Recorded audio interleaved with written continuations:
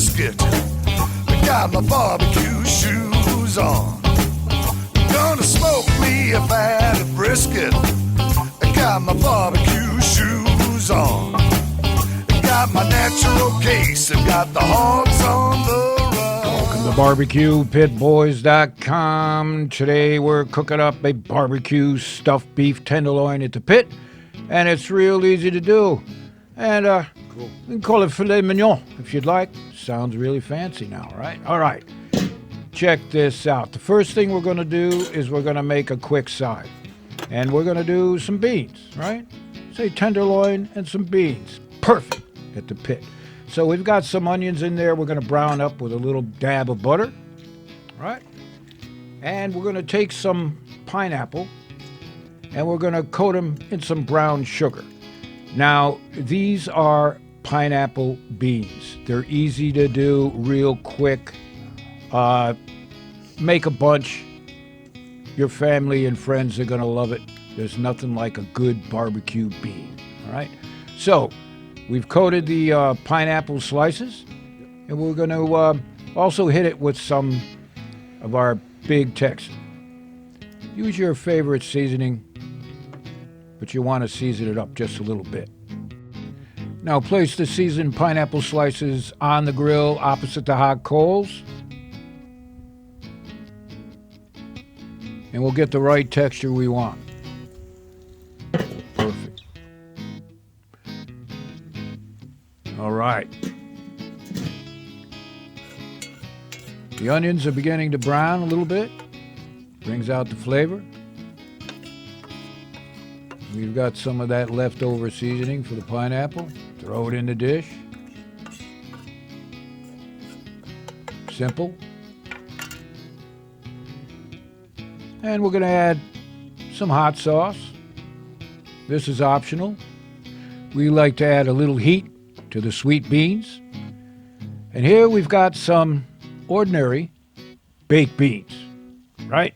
I'm going to use a couple large cans for this recipe. Now, of course, some of you keyboard food cops will probably chime in. Oh, yeah, you should always use fresh beans, soak them overnight. Yeah, go ahead and do it. These work excellent. A lot of the extra work is taken out of it for perfectly good beans. And we're going to add some mustard to it. Crank those beans up just a little bit. Use your favorite mustard. This is a horseradish-based mustard. Oh, yeah. Now, some of you might recognize this as a Hawaiian baked beans, right? Traditional. It's got the pineapple in there. Easy to do. In fact, you could throw some Spam in there, and you got yourself a whole meal. All right. Just give these pineapple slices a quick flip. Cook them a bit longer, and now they're ready for the beans. Just throw them in there. Oh. Just cut them up a little bit so they're bite-sized. We've got ourselves some good beans. Just let them cook a little bit longer. Remember, the beans are done, so you just want to cook it to get that flavor balance. All right, the beans are done. The sides are ready. And now, the stuffing. So you're going to need some cut up spinach. Here we've got some blue cheese.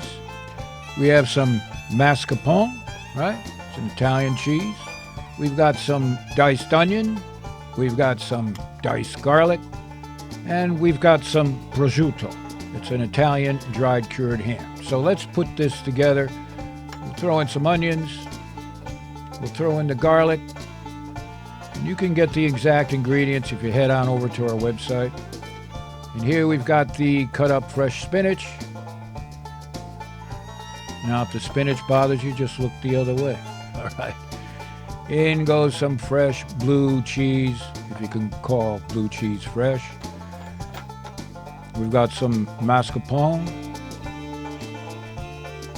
Oh, Give you that creaminess. And here we've got some prosciutto. Again, that Italian dried cured ham. Just break it up into smaller pieces. And of course you want to season it a bit. Of course we're going to use our SPG. Use your seasoning. And then you got to work it up. Work it together. Takes a little bit. Use your fingers. Oh man, it smells so good with that garlic. And garlic, of course, is really the essential ingredient to a good barbecue stuffed beef tenderloin. All right, now we've got a 4-pound tenderloin roast or filet mignon roast, and we're going to make slices in it, just like that. Simple. You don't want to go all the way through because we're making pockets for the stuffing, of course. Look at that. Perfect. Now you take your stuffing and load it in. Some between each flap.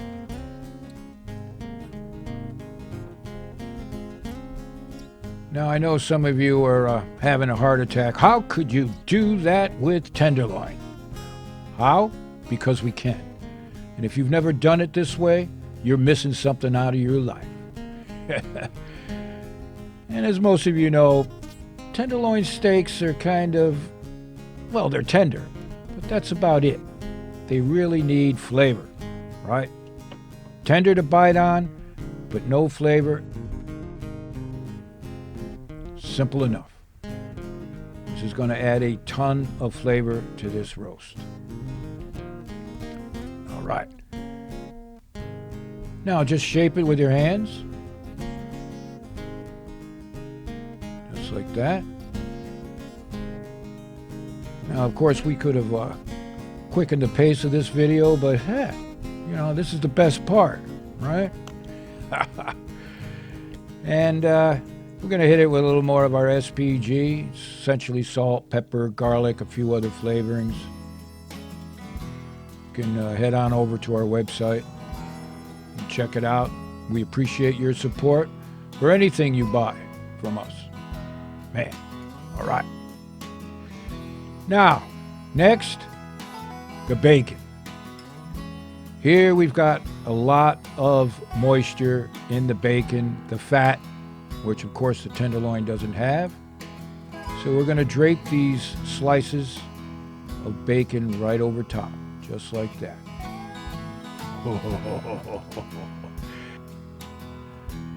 And then we'll tuck the bacon slices underneath the roast. And this technique is going to, of course, keep a lot of moisture in that roast. There's nowhere to go, right? And we're going to place it in a 325 degree Fahrenheit grill. Place it opposite the hot coals for indirect heating. We want to use the grill like an oven. Perfect.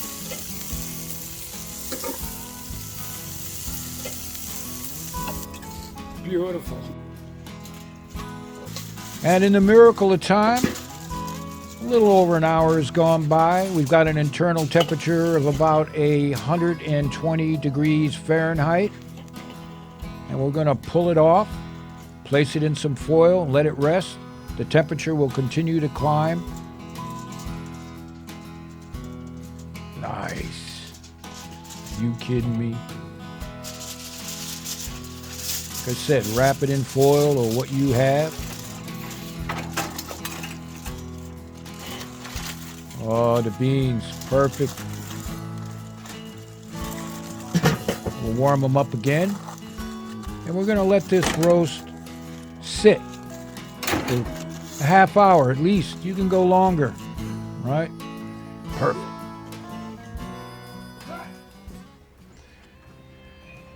And in just a few short hours, you can be eating tenderloin far better than any restaurant can serve you.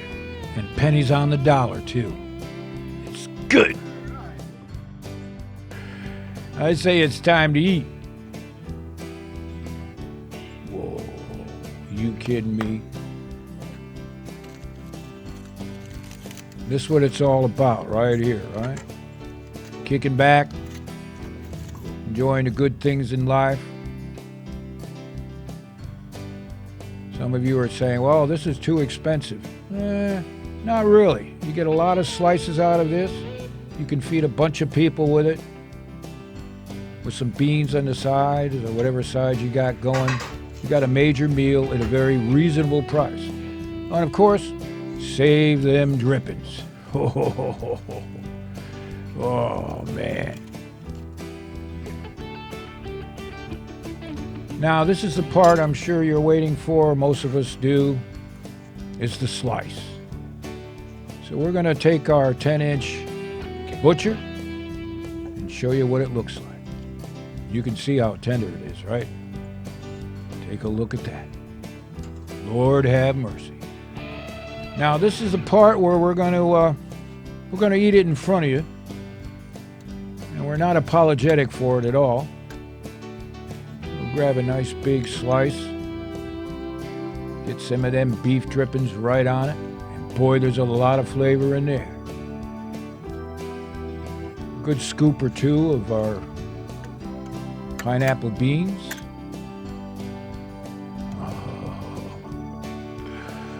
Oh, man. Now, you could head on over to our website, get the exact ingredients, the quantities, right?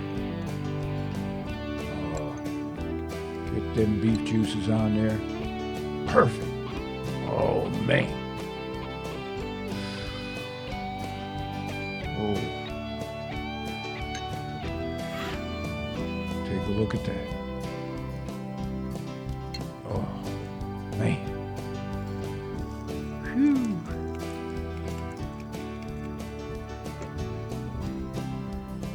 Look at that. Moist, tender for sure. Are you kidding? Now that's a meal. A special meal for a special time, right? For the girlfriend. You're looking for a raise from the boss. This'll do it. Oh, perfect. Whew.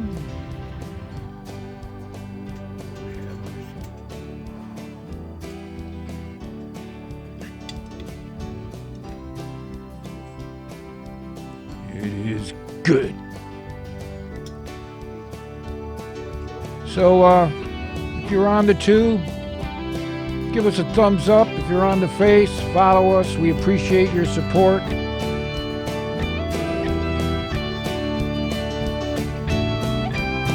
And so the next time you're looking for a recipe for your pit, check out BBQPitBoys.com.